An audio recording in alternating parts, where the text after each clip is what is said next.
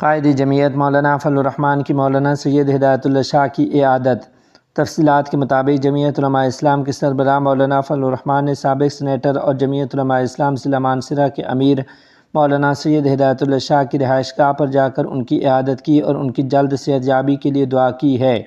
اس موقع پر جمعیت علماء اسلام خیبر پختونخوا کے امیر سینیٹر مولانا عطاء الرحمان، صوبائی جنرل سیکرٹری سینیٹر مولانا عطاء الحق درویش، مولانا ناصر محمود سمیت دیگر رہنما بھی قائد جمعیت مولانا فضل الرحمان کے ہمراہ موجود تھے۔ معروف عالم دین حضرت مولانا عبداللہ منیر انتقال کر گئے۔ تفصیلات کے مطابق نہایت افسوس کے ساتھ اطلاع دی جاتی ہے کہ بلوچستان کی ممتاز علمی و دینی شخصیت، عالمی مجلس تحفظ ختم نبوت بلوچستان کے صوبائی امیر اور کوئٹہ میں عبدالستار روڈ پر واقع جامع مسجد سنہری کے خطیب حضرت مولانا عبداللہ منیر انتقال کر گئے۔ مرحوم نے اپنی پوری زندگی دین اسلام کی خدمت، عقیدہ ختم نبوت کے تحفظ، تدریس، دعوت و تبلیغ اور اصلاح معاشرہ کے لیے وقف کیے رکھی۔ ان کے انتقال کی خبر سے علمی و دینی حلقوں میں گہرے رنج و غم کی لہر دوڑ گئی ہے۔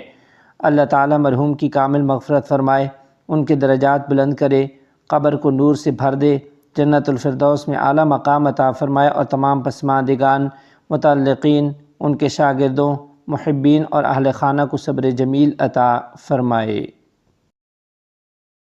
ڈھاکہ شمالی کے تنظیمی اجلاس کی تیاریوں کے سلسلے میں مشاورتی نشست۔ تفصیلات کے مطابق جمعیت علماء اسلام بنگلہ دیش کے زیر اہتمام 11 جولائی کو منعقد ہونے والے ڈھاکہ شمالی کے تنظیمی اجلاس کی تیاریوں کے سلسلے میں مرکزی قیادت اور مقامی رہنماؤں کا اہم مشاورتی اجلاس مرکزی دفتر پرانا پلٹن میں منعقد ہوا۔ اجلاس میں انتظامات، تنظیمی سرگرمیوں، ذمہ داریوں کی تقسیم، تشہیری مہم، مہمانوں کے استقبال اور نظم و ضبط سمیت مختلف امور کا جائزہ لیا گیا۔ مرکزی قائدین نے اجلاس کو کامیاب بنانے کے لیے تمام تنظیمی کارکنوں کو متحد ہو کر بھرپور کردار ادا کرنے کی ہدایت کی ہے، جبکہ ڈھاکہ شمالی کی قیادت نے مکمل تیاری اور کامیاب انعقاد کے عزم کا اظہار کیا ہے۔ افغانستان کے پہلے خلاباز عبدالاحد مومن کابل میں سپرد خاک۔ تفصیلات کے مطابق افغانستان کے پہلے اور واحد خلاباز عبدالاحد مومن کو پیر کے روز جرمنی سے کابل منتقل کیے جانے کے بعد سرکاری اور فوجی اعزاز کے ساتھ سپرد خاک کر دیا گیا۔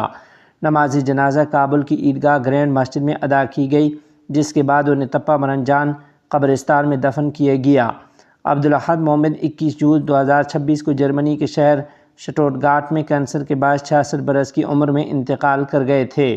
وہ 1988 میں سوویت خلائی مشن کے ذریعے خلا میں جانے والے افغانستان کے پہلے اور واحد جبکہ دنیا کے چوتھے مسلمان خلاباز بنے تھے۔ اپنے خلائی سفر کے دوران انہوں نے پہلی بار خلا سے اپنی والدہ سے پشتو میں گفتگو کی اور قرآن کریم بھی اپنے ساتھ لے گئے۔